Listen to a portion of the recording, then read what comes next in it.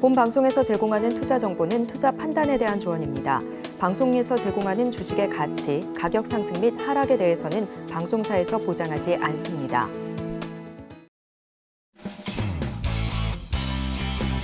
시청자 여러분 안녕하십니까? 깊이 있는 인사이트로 여러분들의 투자를 잘 이끌겠습니다. 저는 강관호입니다. 저는 이소연입니다.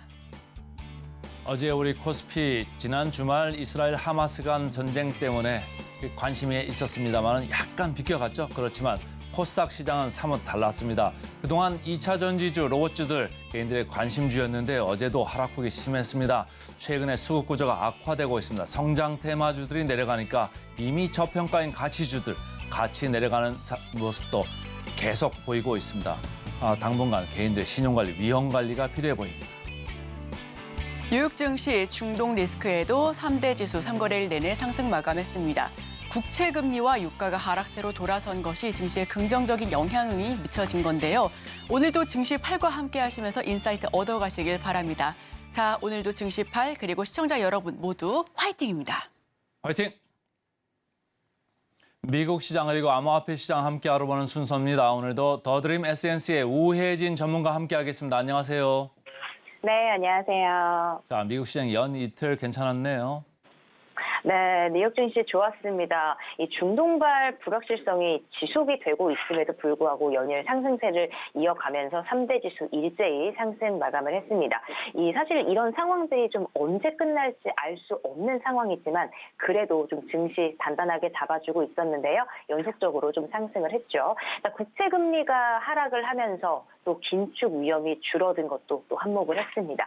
채권 시장 같은 경우 전날 좀 콜럼버스의 날로 휴장을 하면서 이스라엘과 또 팔레스타인 간의 좀 지정학적 그 위험을 하루 뒤에 반영한 모습을 보였습니다.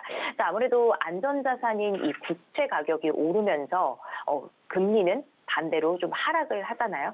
최근에 국채 금리가 좀 고공행진을 하면서 주가가 조정을 받다 왔다는 점에서 이 금리 하락 같은 경우 이 주가에 좀 일시적으로 안도감을 제공해준 모습을 볼 수 있습니다. 자, 국채 금리 한번 살펴보도록 하겠습니다. 10년물 같은 경우 14pp 하락을 하면서 4.65%, 또 2년물 같은 경우는 10pp 정도 떨어지면서 4.96% 나타냈는데 2년물 금리가 이 5% 아래로 떨어진 거는 지난달 중순 이후에 처음 있는 일입니다. 달러 인덱스도 볼까요? 달러 인덱스 조금 하락을 했죠. 105.51 정도로 지금 표시를 하고 있는 모습입니다. 유가 같은 경우도 전날 4% 이상 상승을 했었잖아요. 다시 하락세로 돌아선 점도 좀 인플레이션에 대한 우려를 좀 완화했다라고 볼 수가 있습니다. 이 러시아와 우크라이나 전쟁 당시에는 이 폭등세를 보였었잖아요. 근데 그런 모습과는 달리 지금 상황은 좀 유가는 상대적으로 안정적인 모습을 보이고 있다라고 말씀을 드릴 수가 있겠습니다. 이건 왜 그러냐면 이 전쟁 당사자인 러시아가 지난번에 이제 주요 산유국 중에 하나였는데 이번에 이스라엘과 좀 팔레스타인 지금 하마스죠. 산유국이 아닌데다가 최근에 유가가 금리 상승에 따라서 수요 둔화가 좀 우려가 되고 있기 때문에 좀 하락 압력을 받아온 이유도 있습니다. 그래서 지금 유가 조금 하락을 했죠. WTI 같은 거 좀 85달러 정도 선 나타내고 있고 브렌트유 같은 경우도 87달러 선 지금 근방에서 거래가 되고 있습니다. 여기에 더해서 이 연준 당국자들의 통화 완화적인 발언도 좀 긴축의 위험을 좀 낮췄는데요.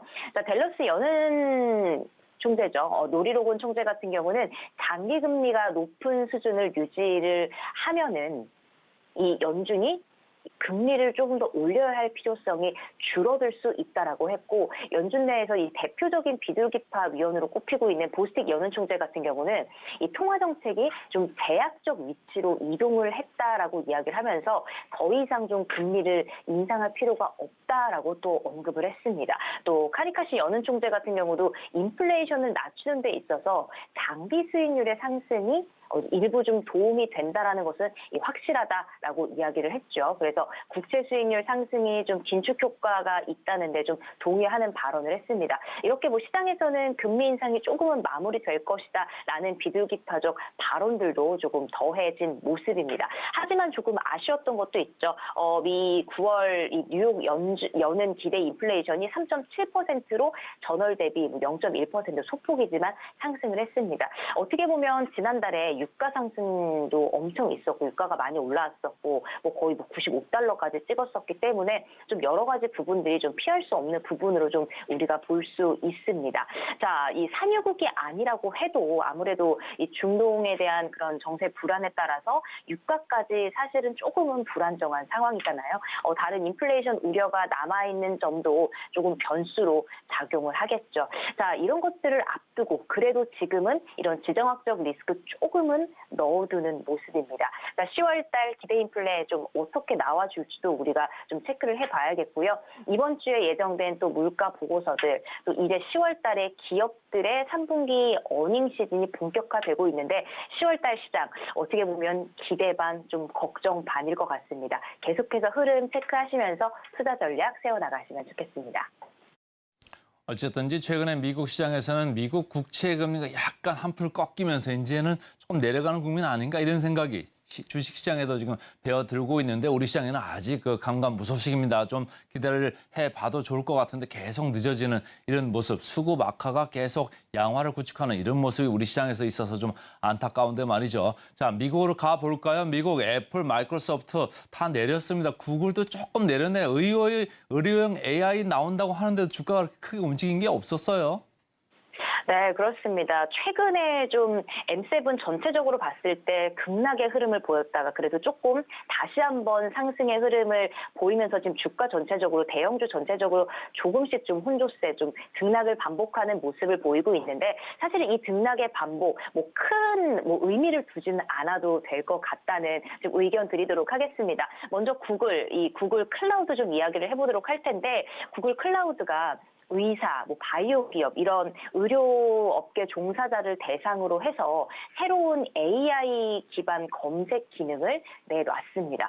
환자의 질병, 치료 정보를 한 번에 찾아볼 수 있도록 한 게 좀 특징으로 볼 수가 있는데 앞으로 이런 기능들을 좀 강화를 해서 기업용 스마트 케어 플랫폼으로 좀 확장할 방침이다라고 밝혀왔습니다. 지금 의료 빅데이터부터 시작을 해서 원격 의료 이런 비대면에 대한 이슈들이 계속 우리나라뿐만 아니라 미국에서도 계속 나오고 있는 상황인데 의료 정보 검색과 또 이런 분석에 드는 시간과 비용을 좀 절약을 할 수 있는 부분이기 때문에 앞으로 우리가 좀 주목을 해보면 좋을 것 같다라는 말씀을 좀 드리도록 하겠습니다. 자, 그리고 이번에는 조금 재밌는 소식을 좀 가지고 왔는데 요즘에 비만 치료제가 정말 인기잖아요.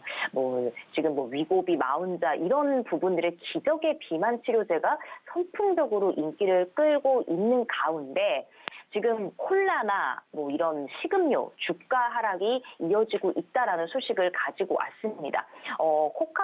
펩시 먼저 보면 펩시 소식도 좀 뒤에 전해드릴 텐데 펩시도 보면 최근 흐름들을 보면 이렇게 쭉 주가가 내려간 모습을 보실 수가 있고 코카콜라 같은 경우도 역시 마찬가지로 주가가 빠지는 모습, 쭉 하락한 모습 볼 수 있습니다. 그리고 우리 오레오 초코 그 쿠키로 유명한 몬덜리즈 인터내셔널 같은 경우도 주가가 이렇게 빠지고 있는 모습 볼 수 있습니다.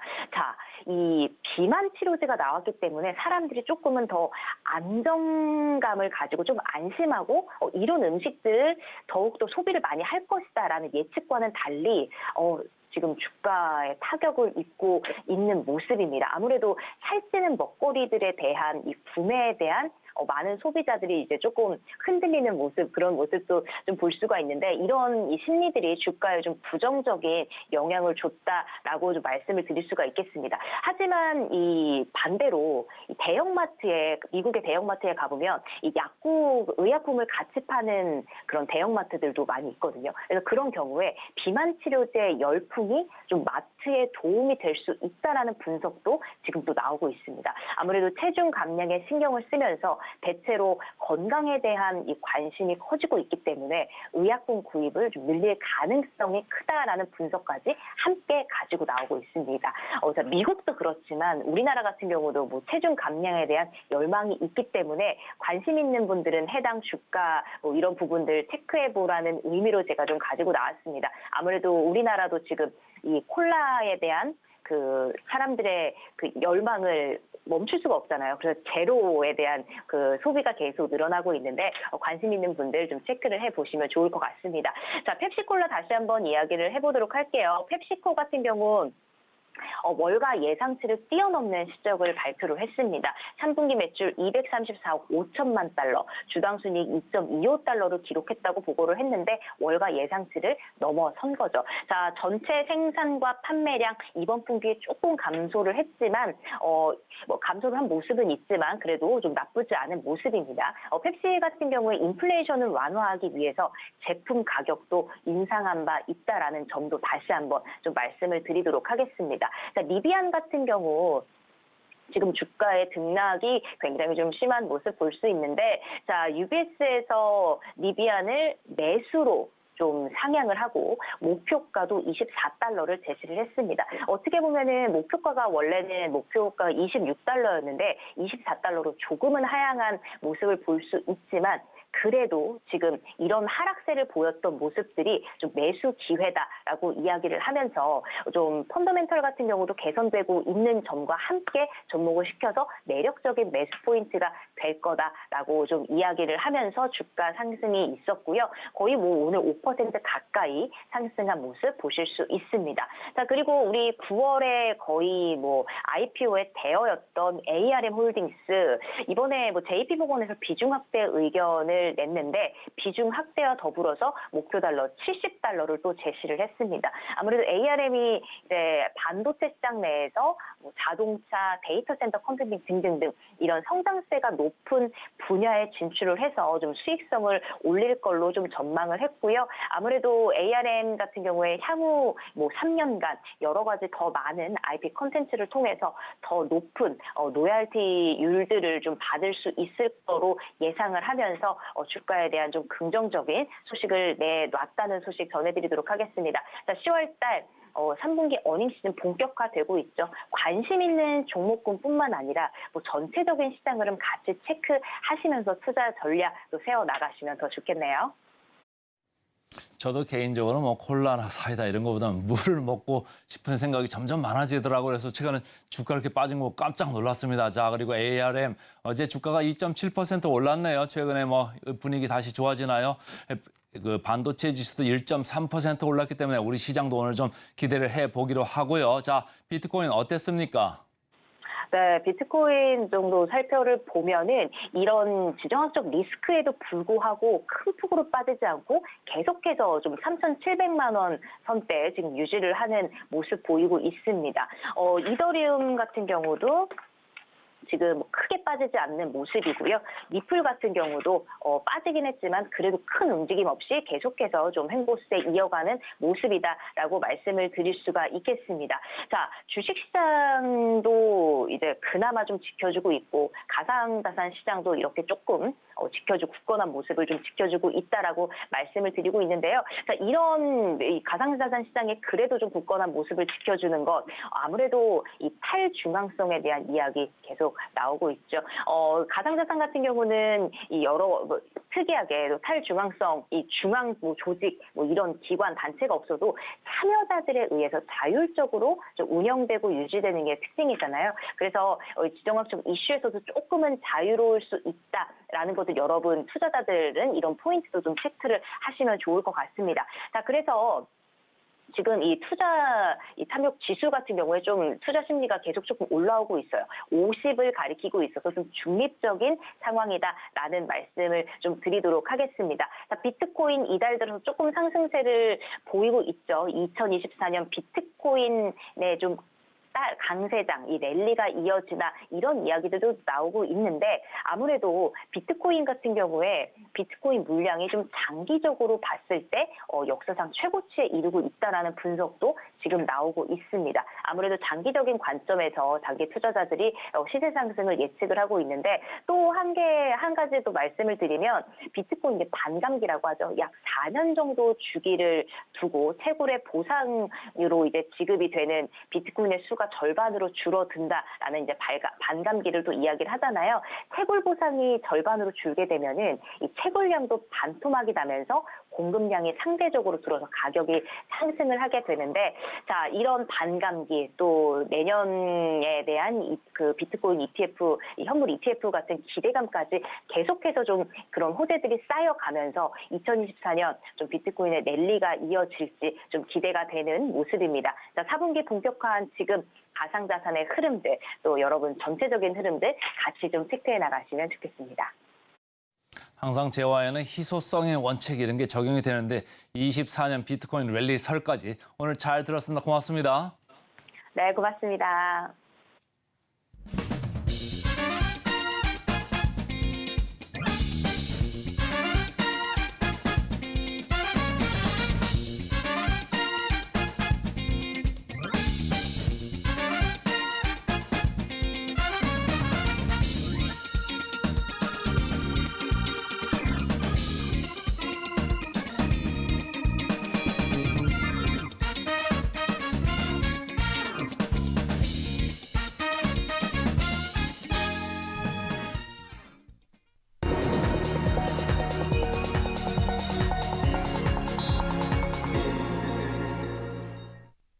개인 투자자가 아닌 전문가는 장 시작 전 뉴스를 볼 때 어떤 부분에 초점 맞출까요? 오늘의 헤드라인입니다. 10월 11일 수요일 외국인 셀코리아 석 달간 올해 순매수액 절반 매도. 자, 오늘 헤드라인 풀어주실 분 옆에 나와 계십니다. 진해인베스트먼트 정선호 대표 함께합니다. 어서 오세요. 네, 안녕하세요. 네, 정선호 대표와 함께하는 오늘의 일면. 자, 올해 국내 증시에서 강한 매수세를 보이던 외국인이 상반기 사들인 주식 매수액의 절반을 최근 3개월 동안 팔아치웠다고 합니다.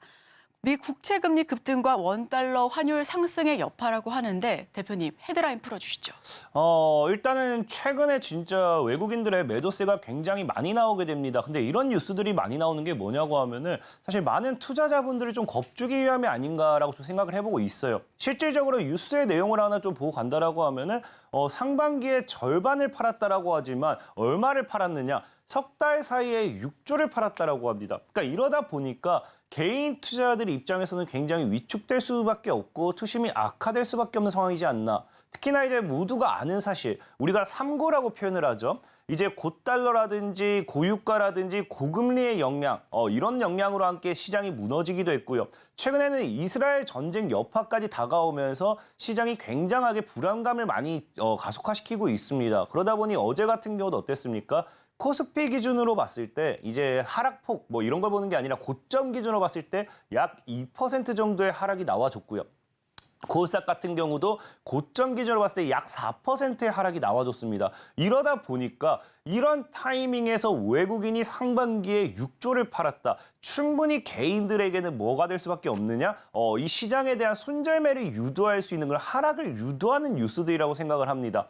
그렇기 때문에 우리가 여기서 손절을 할 것이냐 아니면 좀 더 저가 매수의 기회로 삼을 것이냐 좀 분석을 해봐야 되는데 분명하게 말씀드리고 싶은 게 저는 여러분들에게 저가 매수의 기회로도 좀 봐야 되지 않을까. 이게 지금 자꾸 말장난 같은 게 뭐냐. 지금 상반기 석 달 동안 6조를 팔았다라고 했지 이게 순매수액이다, 순매도액이다 이런 표현을 쓰지 않아요.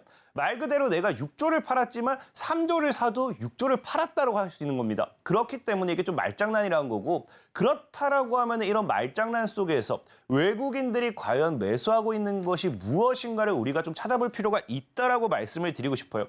그러니까 이런 아까 얘기했다시피 순매도가 6조가 아니라 그냥 매도가 6조이기 때문에 이 매도를 6조를 했다라고 하면은 6조에 대한 자금 이탈이 우리 국내 증시에서 빠질 수도 있겠지만 6조에 대한 매도를 하고 나서 무언가를 매수를 했다라고 하면은 이거는 뭐로 볼 수도 있느냐? 시장에서 개인들에게 공포감을 이제 일으키고 개인들에게 하락을 유도하고 손절을 유도하고 특히나 제일 중요한 게 뭡니까? 지금 시장의 신용 잔고가 너무나도 급격하게 또 증가하고 있어요.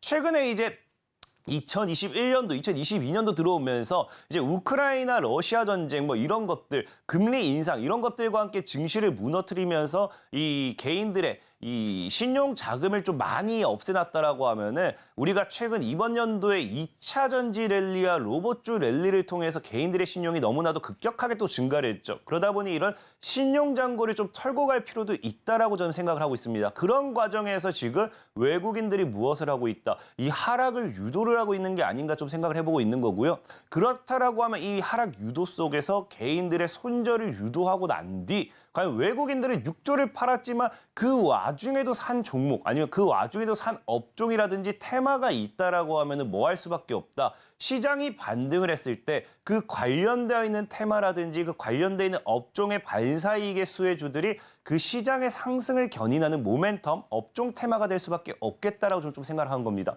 그렇기 때문에 지금 이 시장에서 외국인이 얼마를 팔았느냐 여기에 집중할 건 아니에요. 사실 여러분들이 이제 주식을 오래 하다 보면요. 늘 나오는 얘기예요. 금리 인상이라든지 뭐 어떤 FOMC 발표라든지 뭐 어떤 뉴스가 나올 때마다 외국인이 국내에서 자금 이탈 가속화 뭐 이런 공포감을 가지고 가는 뉴스는 늘 나오거든요.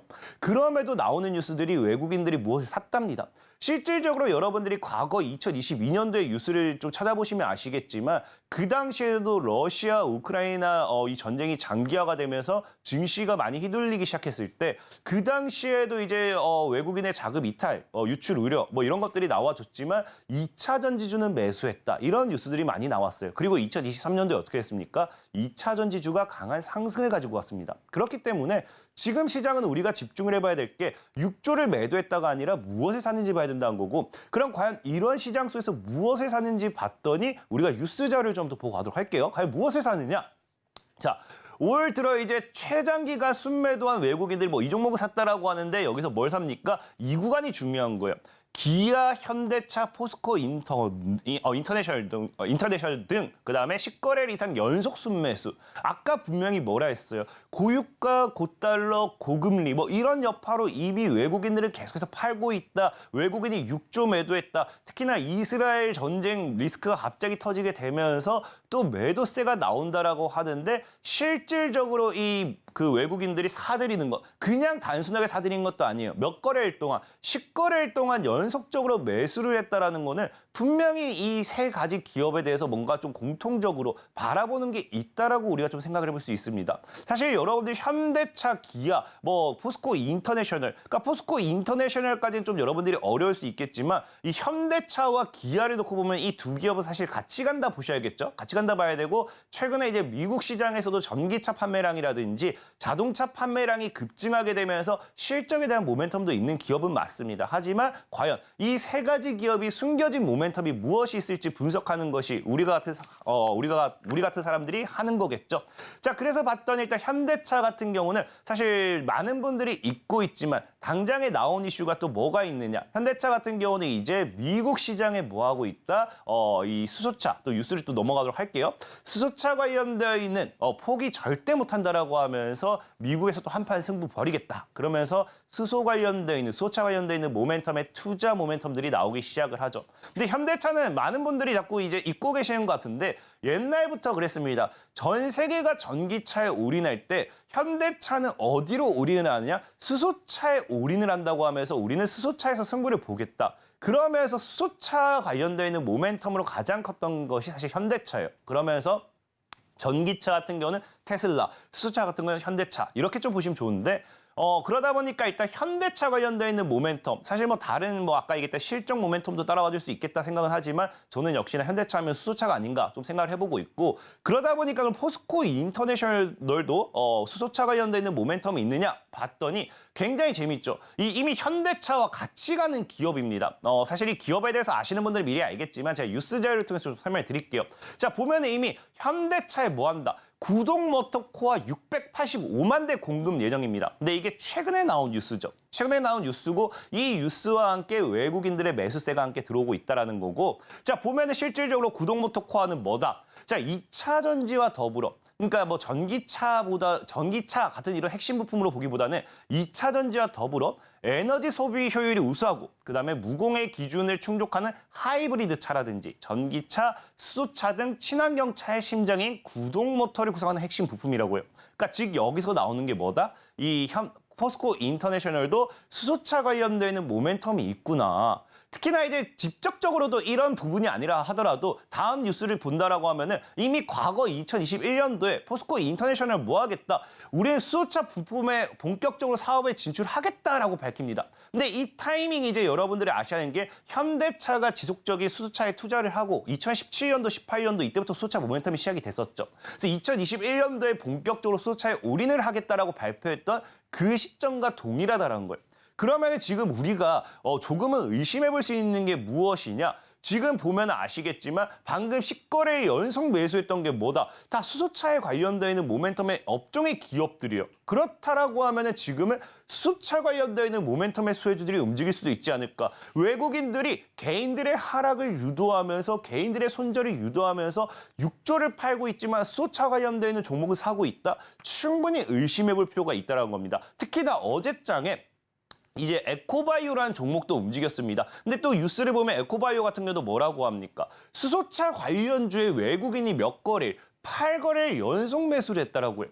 그러니까 지금 말이 너무나 다른 겁니다. 외국인들은 6조를 매도하고 있다라고 공포감을 분명히 심어주고 있지만 지속적으로 뭐 한다? 매수를 하는 어떤 테마는 존재를 하고 있었다라는 거고 그 테마가 뭐다? 수소차 관련되어 있는 종목의 수혜주들이라는 거겠죠. 그렇다라는 거는 우리가 앞으로 시장의 반등이 올라와 준다라고 하면은 시장이 다시 기술적 반등이라든지 아니면 뭐 강한 반등이라든지 외국인들의 강한 매수세가 나와 준다라고 하면은 외국인이 개인들의 하락이라든지 손절매를 유도한 상황에서 집중적으로 매수하고 있는 수소차 역시도 하나의 강한 업종 테마 섹터가 되지 않을까 좀 생각을 하면서 지금 이런 시장이 오히려 외국인들이 주워 담는 종목을 함께 저가에 매수할 수 있는 기회가 될 수도 있겠다라고 좀 말씀을 드리겠습니다.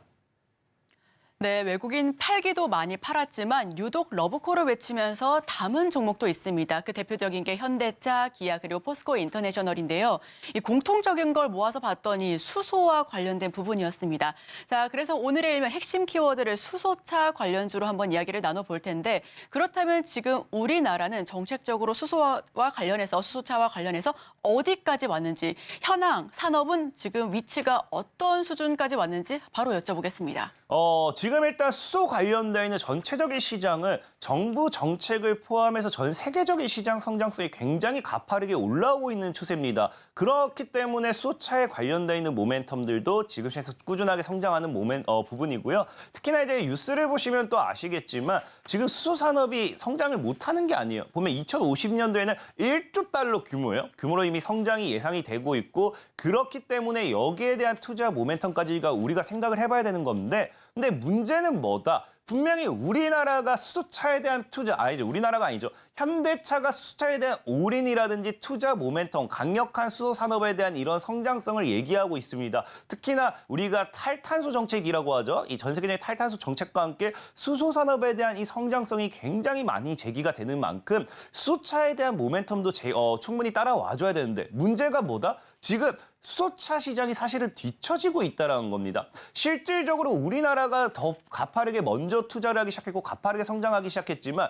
문제는 그냥 뒤처지는 게 아니라 최근에는 기술력이라든지 다음 뉴스를 또 보면 아시겠지만 이런 것들까지 해서 뭐 한다. 이번에는 일본의 선두까지 뺏기게 될 위기예요. 그렇다라는 거는 지금 뭐 할 수밖에 없느냐. 이런 수소차 관련되어 있는 산업에서 이 모멘텀, 섹터라든지 이런 강력한 선두를 잡아가기 위해서는 정부에서도 정책적인 부분이 투자, 이런 모멘텀이 나와주라는 게 굉장히 큽니다. 실질적으로 이제 과거 뉴스를 보시면 아시겠지만 윤석열 현 대통령 정부에서도 수소차에 관련되어 있는 모멘텀 이런 것들 몇 번 나와줬던 이슈고요. 이런 거에 대한 이 산업 투자 발전 이런 것들도 이슈가 됐던 만큼 지금 딱 타이밍이 현대차 역시도 정부도 수소차에 올인하겠다라고 하지만 역시나 가장 부족한 게 뭐냐? 이 정부 차원에서의 인프라적인 투자 모멘텀이 부족합니다. 그러다 보니까 당장의 수소차 산업이 성장하는 데 있어서는 걸림돌이 될 수밖에 없고 지금 우리가 자율주행 로봇 같은 경우도 지속적으로 이제 성장하고 뭐 상용화 시킨다고 하지만 이런 법안이라든지 인프라라든지 이런 것들이 따라와 주지 못하니까 뭐가 됩니까? 사실은 강력하게 치고할 수가 없는 거예요. 그러다 보니 지금 이런 전체적인 사실 우리나라가 수소차 시장만큼 뺏긴다. 과거에는 이제 전기차는 어쩔 수가 없었어요. 우리나라는 전기차에 대한 투자보다도 애초에 수소차에 대한 투자를 먼저 했고 더 올인하는 상황이었습니다.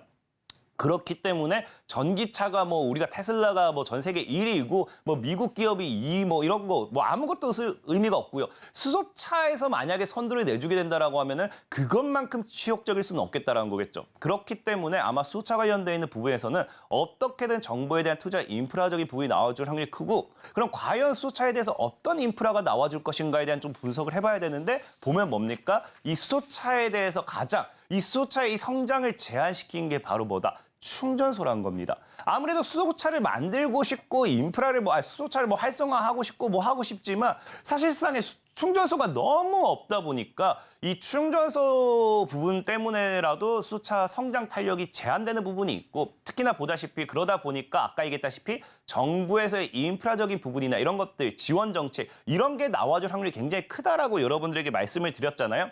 그렇기 때문에 보면은 올해부터는 규제 완화에 대한 좀 모멘텀이 나와주지 않을까. 내년부터는 본격적으로 수차에 관련되는 인프라 투자 모멘텀이 나와주지 않을까에 대한 부분을 우리가 또 기대해 볼 수 있다는 거예요. 그러면 아까도 제가 얘기했던 게 자율주행 로봇 뭐 이런 것도 얘기했지만 우리가 늘 얘기하는 게 정부에서 규제 완화라든지 이 지원 정책이라든지 이런 것들이 나와준다라고 하면은 뭐가 될 수밖에 없느냐. 이 앞으로 그 시장에 대한 성장 모멘텀이 부각이 되면서 관련주들이 강력한 상한가를 가는 경우가 굉장히 많습니다. 그래서 그런 관점에서 봤을 때 앞으로 충전소가 아니죠. 수소차 관련돼 있는 모멘텀에서는 이런 이 충전소가 지금 없기 때문에 인프라가 없기 때문에 이 성장이 더디다라고 하면은 여기에 대한 정부 지원 정책이 나와주지 않을까. 그럼 이쪽 관련돼 있는 부분에서 우리가 모멘텀을 좀 분석해 볼 필요가 있고 특히나 이제 우리가 수소차 관련되어 있어서 이 충전소 또 재미있는 게 기술이 사실 다음 뉴스를 보면은 우리나라죠. 그러니까 사실 창원시긴 해요. 근데 보면 이제 아랍에미리트에서도 뭐 하겠다. 창원에서 수소 정책을 배운다라고 해요. 보면은 아시겠지만 수소 버스 보급, 그다음에 충전소 구축 운영 이런 기술을 배운다 하는 만큼 우리나라가 지금 수소에 대한 이런 기술력은 없는 게 아닙니다. 기술력은 굉장히 좋아요. 그러니까 기술력은 좋지만 인프라에 대한 부분이 좀 부족했던 부분인 만큼 이 인프라에 대한 투자 모멘텀과 함께 앞으로 수소차 산업에서 뒤처지지 않는 정부의 추가적인 지원 정책을 기다려 본다라고 하면은 분명히 좋은 소식이 나오지 않을까 좀 여러분들에게 말씀을 드리겠습니다. 네, 현대차가 수소차에 대해서 우위를 점하긴 했는데 지금 제한적으로 성장하고 있는 이유가 바로 충전소가 부족하다라는 점이었습니다. 다만 이 충전소가 부족하다라고 하면 정책적으로 채워지겠죠. 자, 그렇다면 오늘의 수혜 섹터는 수소차 인프라 관련주 이야기를 나눠볼 텐데요. 그렇다면 바로 종목으로 들어가 보겠습니다.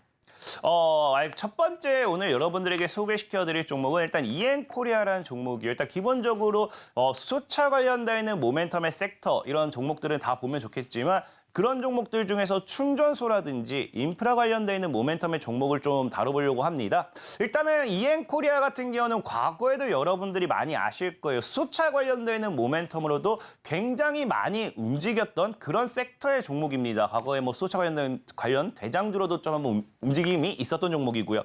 자회사 EM솔루션을 통한 여러분들 알다시피 충전소, 인프라 관련 모멘텀이 나오게 됩니다. 근데 이 EM솔루션 같은 경우는 충전소 제작 및 설치 사업자 입찰 경쟁 과정에서 최고점을 받으면서 우선 협상 대상자로 선정된 이력과 함께 아까 얘기했던 수소차 관련돼 있는 모멘텀의 대장주적 성격을 가지고 가게 되는 거고요. 자, 그러다 보니까 기본적인 수소차 관련돼 있는 모멘텀이 부각이 되는 종목이다라고 좀 말씀을 드리고 싶고 그다음에 수소차만 가지고서 사실은 이 종목을 투자하기에는 지금 시장에서 수소차를 꼭 사야 되는가? 갑자기 왜 뜬금없이 수소차지? 전기차도 아직 안 간 것 같은데 하시는 분들도 많을 거예요. 그러다 보니까 추가적인 반사이익을 가지고 가는 종목일수록 좀 더 보다 안정적으로 수익을 기대할 수 있는 건데 이엔코리아 같은 경우는 지금 재밌습니다. 최근에 사실 이 이스라엘 전쟁 뭐 이런 것들과 함께 많은 테마들이 섞이긴 했지만 우리나라가 과거부터 또 로봇 뭐 아까 얘기했다시피 로봇이라든지 전기차, 반도체 이런 걸 제외하고도 또 이슈가 됐던 게 원전이 있죠. 원전.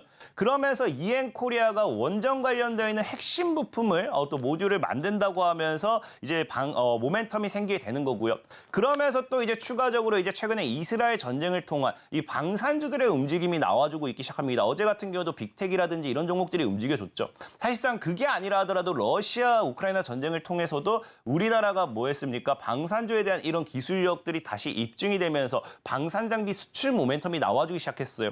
근데 이런 K9 관련되어 있는 자주포 실린더 사업 역시도 이제 영위를 하게 되면서 이 관련 모멘텀으로서 지금 시장에서 아까 얘기했다시피 정부의 수소차 정책 인프라 투자가 나와줄 확률도 높고 그다음에 이제 원전이라는 부분, 원전 관련돼서는 이제 엑스포가 관련 모멘텀도 있기 때문에 지속적인 수출 모멘텀이라든지 이런 것들과 함께 원전 관련 모멘텀으로 움직여줄 수 있는 거고요. 그다음에 사실 아까 얘기했다시피 이런 전쟁들이 최근에 지속적으로 나와주게 되면서 우리나라의 방산 기술이 또 우리 부각이 되기 시작합니다. 그래서 수출 역시 증가하고 있는데 방위 산업 관련돼 있는 모멘텀으로서도 이엔코리아가 충분히 수혜를 받을 수 있지 않을까 좀 말씀을 드리고 싶습니다. 그리고 제일 중요한 건 마지막. 이제 월봉상 늘 지금 자리가 딱 매수를 했을 때 3배에서 4배 이상 급등했던 이런 기술적인 반등 구간의 저가 매수 자리라고 좀 생각을 해요. 그래서 실질적으로 차트를 본다라고 하면은 자 현재 지금 차트를 봤을 때 사실 이게 하방 추세대를 이제 슬 돌파를 하는 자리입니다. 우리가 이제 주식에서 제일 배우는 기술적인 반등이 뭡니까? 하방 추세를 돌파하면은 상방으로서의 강한 시세 분출이 기대된다라고 표현을 하잖아요. 그렇기 때문에 일단 상방 추세에 대한 기대도 있는 구간인데 제일 중요한 건 현재 제가 선을 2개 그어놨습니다. 이게 이제 과거 딱 보면은 꼬리를 다는 구간이거든요. 2017년도에도 이제 하락이 나왔을 때 증시 하락이 나왔을 때 딱 저가 매수의 기회였고요. 2020년도 코로나를 통한 이제 하락이 나왔을 때도 저가 매수의 기회였죠. 현재 각 이 하락 구간에서 보시면 아시겠지만 기술적인 반등으로 2, 3천 원이 된 종목이 11,000원 정도까지 뭐 3배에서 4배 뭐 이런 정도 상승을 하는 자리였습니다. 그러다 보니까 지금 자리도 과거 기술적인 반등과 동일하게 3배에서 4배가 추가적인 상승 모멘텀에 대한 이런 저가 매수의 기가 될 수 있지 않을까. 그렇다라고 하면 저는 개인적으로 1,500원 정도 손절가를 잡고 열어놓고 본다라고 하면은 정말 상방 신고가 랠리까지 노려볼 수 있지 않을까 좀 말씀을 드리면서 이엔코리아 설명을 좀 드리도록 하겠습니다. 네, 첫 번째 종목 EM코리아 들어봤습니다. 우리 대표님께서 오시면 말씀 너무 유창하게 잘 해주셔가지고 귀에 쏙쏙 들리는 것 같아요. 시간 관계상 한 종목만 아주 짧게 더 들어보도록 하겠습니다. 알겠습니다. 그럼 마지막 소개시켜드릴 종목은 동양피스톤이라는 종목이에요. 이제 동양피스톤이라는 종목은 아까도 얘기했지만 이제 아랍에미리트, 뭐 우리나라에 이제 수소 기술을 배우러 오겠다 이런 얘기 했잖아요. 그러다 보니까 아랍에미리트와 함께 수사업 관련되어 있는 이 업무 협약 계약을 체결하면서 MOU를 체결하게 되면서 관련 수혜주로 엮이는 그런 종목이다 좀 보시면 됩니다. 그러면서 최근에 우크라이나 재건 모멘텀까지 가는 종목이고요. 자, 그다음에 월봉상은 사실 박스권의 매수기에 차트를 빠르게 좀 설명드릴게요. 자, 보시면 아시겠지만 지금 4,000원과 약 5,500원 계속 박스권의 행보거든요. 그러니까 이 박스권의 행보다 보니까 지금 4,000원 정도까지 열어놓고 분할 매수를 잘 했을 때 이 박스권을 돌파한다. 주식은 박스권을 돌파하면 주가 레벨업 자리로서 2배, 3배 올라갈 수 있는 탄력이 나와주게 되거든요. 그래서 그런 구간에서의 이 저가 매수보다는 횡보 구간의 매수 유효라고 좀 설명을 드리겠습니다. 네, 두 번째 종목 동양피스톤 기술적 분석까지 들어봤습니다. 지금까지 지니인베스트먼트 정선호 대표와 함께했습니다. 오늘 말씀 고맙습니다. 감사합니다.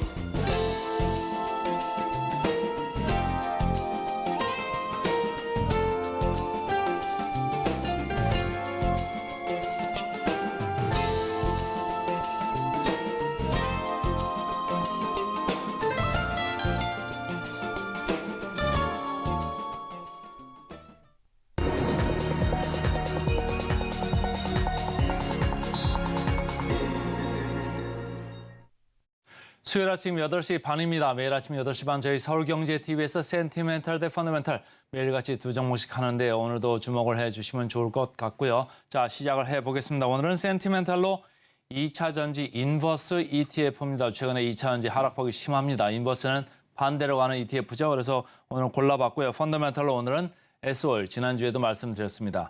자, 인버스 ETF부터 먼저 들어가 보겠습니다. 최근에 2차 전지주 하락이 아주 급하게 지금 떨어지고 있습니다. 자, 에코프로 가지신 분들 계속적으로 팔고 있고 어제 보니까 개인들이 오히려 더 매도를 많이 했더라고요. 그 물량을 외국인들이 공매도를 쳐놨던 거를 가져가는지 외국인들이 오히려 사는 그런 국면까지 지금 나오고 있고요. 목표 주가 계속적으로 안 좋게 보고 의견들도 안 좋게 보고 있고 국내사 해외사 할 거 없이 좀 안 좋게 보는 데가 점점 많아지는 것 같습니다. 2차 전지 전반적으로 그렇고요. 에코프로비엠 사업회사죠. 에코프로비엠의 그 사업 전망 또한 많이 내려가고 있습니다. 예전보다 영업이익률 전망도 내려가고 아무래도 판가가 지금 내려가고 있잖아요. 그러니까 판가도 계속적으로 리튬 가격 떨어지면서 내려갈 수밖에 없는 구조다라고 해서 3분기가 좀 최악의 국면으로 가는 이런 모습에 주가까지 많이 떨어지고 있습니다. 그래서 이 차트를 보시다시피 에코프로 지금 상당히 급하게 떨어지고 있죠. 이렇게 빨갛게 떨어지고 있는 게 여러분들 다 이게 피부에 와 닿으실 것 같은데요. 에코프로비엠도 그렇고 전체적으로 양극재, 음극재 할 거 없이 다 내려가고 있는 이런 국면입니다. 그런데 2차 전지주만 내려갈까요? 지금 그게 아니고요. 로봇주, AI주, 어제는 엔터주까지도 계속 이렇게 밀렸습니다. 그 이유가 뭔고 하니 미국에서 지금 고금리 기조가 지금 장기화되고 있다. 고착화될 가능성이 있다 이런 생각이 있으니까 성장주에 대한 성장 테마주에 대한 생각들이 좀 많이 좀 이렇게 시들어지고 있고 그다음에 아까 3분기 실적 얘기했습니다마는 3분기 실적이 생각보다 좀 덜 나온다. 영업이익률을 예를 들어서 양극재 회사들 에코프로비엠이고 딴 데고 6% 이렇게 생각했던 게 반밖에 안 나온다. 3% 중반 이 정도까지 밀릴 거다 이렇게 생각을 하니까 시장의 생각이 너무 앞서갔던 거 아니냐. 주가는 더 앞서갔던 거 아니냐 이런 생각을 하면서 주가도 목표 주가도 꺾고 이익 추정 전망도 꺾고 있습니다. 그러니까 다 같이 내려가는 와중에 로봇주들도 두산 로보틱스가 여기 31% 제가 이렇게 표시를 했습니다만 며칠 안 됐습니다. 일주일도 안 됐어요. 지금 상장 고점 대비 31% 빠졌습니다. 그러니까 첫날 들어가시는 분들은 다 지금 손해인 국면이 상당히 지금 심해지고 있다 이런 얘기고 이렇게 58%에서 24% 이렇게 많이 빠졌다는 얘기는 뭐냐. 수급의 악화 사이클에 지금 들어갈 수 있다 이런 얘기예요. 무슨 얘기냐면 개인들이 신용을 가지고 있는 것들이 지금 반대 매매가 매일같이 쏟아져 나올 수 있다 이런 얘기입니다. 반대 매매가 나오면 아까 제가 오프닝 멘트에서도 말씀을 드렸습니다마는 멀쩡한 저평가 가치주 이런 것들도 덩달아서 빠지는 경우가 많이 나오거든요. 그렇기 때문에 지금 개인들이 신용이 지금 줄이고 있다. 어제 에코프로 개인들이 많이 팔았다 이런 얘기가 있습니다마는 자진해서 자발적으로 판 것도 있겠습니다마는 반대 매매로 털려 나온 것도 많을 것 같다 이런 그 우려를 제가 좀 해보겠습니다. 자, 2차 전지주 문제가 뭘까요? 최근에 리튬 가격이 하락하고 있다 제가 말씀을 드렸죠. 전년 말 대비해서 벌써 4분의 1 토막까지 내려왔고요. 2달 전 대비해서는 벌써 50%까지 떨어졌습니다. 이렇게 탄산 리튬 가격이 떨어지다 보니까 다른 그 뒤에 있는 양극재 가격도 판가가 내려갈 수밖에 없다. 그리고 이렇게 재고가 가격이 떨어지면요. 유가 떨어질 때도 마찬가지죠. 유가 떨어질 때도 정유사 재고, 평가 손실 때문에 영업이익이 많이 떨어지거든요. 여기도 마찬가지입니다. 양극재 가지고 있고 리튬 가지고 있고 이게 다 재고 자산이거든요. 재고 자산에 대한 평가 금액 자체도 떨어지니까 평가 손실이 어마어마하게 지금 불어나고 있다. 그래서 영업이익률이 생각보다 더 많이 떨어지고 있다. 이렇게 보시면 되고요. 중국발 저가형 LFP죠. 이걸 채택하는 전기차 업체들이 점점 많아지고 있습니다. 우리나라가 지금 하고 있는 3원계 배터리가 조금씩 마켓 지위가 조금씩 줄어들 가능성이 있다. 이런 우려가 지금 시장에도 지금 들어오는 것 같고 중국발 과잉 재고 그리고 유럽하고 중국에서 전기차 시장이 커나가는 게 생각보다는 조금 감속되고 있다. 이런 우려들이 전체적으로 2차 전지주의 주가 하락에 지금 기여를 하고 있습니다. 자, 하나씩 보겠습니다. 에코프로. 그때도 말씀을 드렸는데 MSCI 편입한다고 주가가 막 이렇게 올라갔잖아요. 기대감을 가지고 뭐 100만 원도 돌파하고 200만 원 간다, 300만 원 간다. 뭐 여기저기 토론방에서 그 논의들이 활발했었는데 제가 볼 때는 조금 이게 이벤트가 이제 끝났으니까 좀 다르게 변화를 했어야 되는데 개인들이 좀 미련이 많았다 이렇게 생각을 해보고요. 그때 MSCI 편입 이후로 외국인과 기관들은 오히려 공매도를 상당히 늘렸습니다. 지금 벌써 공매도 잔고율이 7.3%가 왔습니다. 그러니까 상당히 커졌죠. 그런데 이 늘어난 추세가 그렇게 뭐 줄어들 것 같지도 않다 이렇게 보시면 좋을 것 같습니다. 그러니까 위험 회피를 좀 하시고 그 좀 대비를 하시는 게 좋을 것 같습니다. 자, 에코프로 BM도 계속 올라가는 모양이죠. 공매도 잔고율 4.1%입니다. 포스코 홀딩스도 벌써 뭐 2달 넘었죠. 이렇게 계속적으로 공매 잔고가 올라오는데 아까 보여드렸던 이 에코프로 7.3, 에코프로 4.1 여기에 비할 바는 아니지만 2.4%고 줄지 않고 있다. 이걸 좀 보시고요. 포스코 퓨처엔도 마찬가지입니다. 최근에 OP 마진이 생각보다 지금 반토막 날 것 같다. 이런 얘기를 또 하는 거예요. 그래서 지금 걱정이 되는데 공매도 잔고율 여기도 계속 꾸준히 이렇게 오르고 있습니다. 2.8% 이렇게 오르고 있고요. 자, LNF 여러분들 아주 그 좀 아픈 쪽이죠. 근데 최근에 공매도 약간은 좀 줄고는 있습니다. 줄고는 있는데 공매도 잔고율 여전히 높죠. 7.1%. 그러니까 3분기에 최악의 지금 분기 실적이 나올 것 같다. 시장 생각보다 더 내려갈 것 같다. 이렇게 지금 주가에 나오고 있습니다. 자, 그래서 이걸 정리해 보자면 에코프로 구성비가 14.2 그리고 에코프로 11.5 그래가지고 이게 전체적으로 한 26% 정도 하죠. 이 정도 하는데 공매 잔고율이 7.3%로 에코프로 최고입니다. 그러니까 상당히 지금 위험하게 보고 있다. 더 내려갈 것에 지금 외국인과 기관은 배팅을 하고 있다. 이렇게 보시면 되고요. 에코프로 BM도 4.1%입니다. 그래서 제가 에코프로 BM을 좀 찾아보니까 지금 주가가 뭐 많이 내려와 있습니다만은 국내사에서 20만 원까지도 지금 목표 주가를 내린 데도 있고요. 외국사들이 다 20만 원에 초반에 있습니다. 그리고 국내사들은 20만 원 후반 내지는 30만 원. 어떤 데는 뭐 40만 원 아직도 안 내리고 있는 이런 증권회사가 있던데 어쨌든 지금 20만 원 초반에 외국계가 계속 이렇게 푸시를 하니까 그 리포트나 이걸 보는 외국인 투자가 입장에서는 계속적으로 이쪽을 줄여나갈 수밖에 없다. 이런 생각을 좀 하시면 좋을 것 같고 LNF는 다행히 조금 내려간다고 그랬죠. 7.1%로 조금 공매도는 내려가고 있는데 여전히 2차 전지주 안에서는 공매 잔고율이 7.1%로 에코프로 다음으로 높다. 상당히 높은 수준이다. 이렇게 보시면 되고요. 오히려 이렇게 공매 잔고가 높으면은 어제도 나왔습니다만 개인들이 에코프로를 팔 때 외국인들이나 기관들은 공매했던 거를 조금 환매합니다. 그러니까 겉으로 볼 때는 산 거로 보이죠. 그래서 조금 사는 국면이 나올 수 있고 오히려 포스코 퓨처엠, 포스코 홀딩스 지금은 2%대에 있습니다만 여기가 더 늘어날 수도 있겠다. 이걸 조금 주의를 하시면 좋을 것 같습니다. 자, 목표 주가 괴리를 볼게요. 에코프로 기준으로 제가 말씀을 드리면 마이너스 29%입니다. 아직도 더 밑으로 보고 있다 이런 얘기인데 에코프로 BM 60%입니다. 근데 여기 이렇게 보이는 수치들을 보면 좀 뭔가 이상하지 않으세요? LNF 지금 목표 주가 대비 괴리율이 129%랍니다. 근데 주가는 지금 하염없이 흘러내렸잖아요. 애널리스트들 도대체 뭐 하고 있는 겁니까? 이거 목표 주가 내려야죠. 안 내리고 지금 뭐 하고 눈치 보고 있습니까? 계속 좀 적극적으로 내려야 될 필요가 있겠다. 이런 것 때문에 좀 그 개인 투자자들의 신뢰도가 많이 떨어지는 거 아닙니까? 그러니까 목표 주가 하향이나 상향 빨리빨리 좀 업데이트를 할 필요가 있겠다. 그래서 오늘은 센티멘탈로 2차 전지 인버스 ETF부터 말씀을 드렸습니다. 이제 펀더멘탈로 가보겠습니다. 펀더멘탈 지난주에 그 아주 이스라엘하고 하마스 간의 전쟁이 지금 발발을 했습니다. 그래서 어제도 제가 이 차트를 보여드렸습니다만은 지금 계속적으로 확전이 될 여지가 있는 거죠. 그래서 좀 걱정이 되는 차에 국제유가가 뭐 하루는 오르고 어제는 조금 밀렸습니다만 어쨌든 국제유가가 오르면서 그 국제유가 관련주에서 뭘 좀 봐야 되나. 어제도 제가 SOL 이제 지나가면서 말씀을 드렸습니다만 다시 SOL을 지금 말씀드리려고 가져왔습니다. 그래서 제가 제목을 유가 강세 장기화되나 이런 생각을 했죠. 최근에 유가가 쭉 이렇게 밀려 내려오면서 사실은 SOL 주가도 많이 밀렸댔습니다. 그래가지고 SOL이 WTI 이렇게 내려오니까 S월드 빨간 줄로 이렇게 표현되어 있습니다. 같이 이렇게 내려왔죠. SK이노베이션은 정유주이긴 하지만은 한편에서는 2차 전지주입니다. 그러니까 2차 전지주 그쪽에 뭔가 이제 캐펙스나 시설 투자를 하려고 증자한다는 유상증자 소리가 나오니까 거기에 충격을 받아가 주가는 더 많이 밀렸던 국면이 있는데요. 어쨌든 S오일은 그 국제유가의 반등에 같이 동행할 가능성이 크다. 그래서 유가 강세의 대안주다 이렇게 보시면 됩니다. 그래서 연말까지 정제 마진이 강세가 이어질 것 같다 이렇게 보시면 되고요. 3분기 실적 시장 예상치 대폭 상회할 가능성이 있다고 합니다.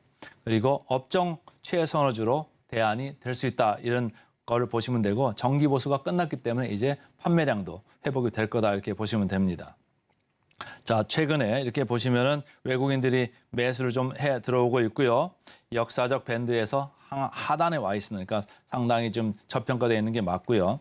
자, 목표 주가 영업이익 전체적으로 올라가고 있습니다. 그래서 목표 주가 대비 상승 여력은 32% 남아 있습니다. 그래서 오늘은 센티멘털로 2차 전지 인버스 ETF, 펀더멘털 S오일 두 종목 말씀드렸습니다. 오늘의 핵심 요약 세 줄입니다. 뉴욕 증시 전쟁 여파에도 국채금리 유가 하락에 3대 지수 상승 마감했습니다. 외국인 셀코리아 석 달간 올해 순매수액 절반 매도, 오늘에 일면 외국인이 주목하는 수소차 인프라 관련주 찾아봤고요. 마지막으로 센티멘탈 대 펀더멘탈, 최근 한 달간 개인들이 400억 넘게 사들였습니다. 2차 전지 인버스 ETF, 그리고 JP모건, 골드만삭스는 향후 유가가 각각 120달러, 배럴당 100달러를 넘어설 것으로 예상하고 있습니다. 유가 강세 수혜주 S오일을 꼽아봤습니다. 저희는 바로 이어서 증시 구로 돌아오겠습니다. 개장 방송도 서울경제TV와 함께 하시죠.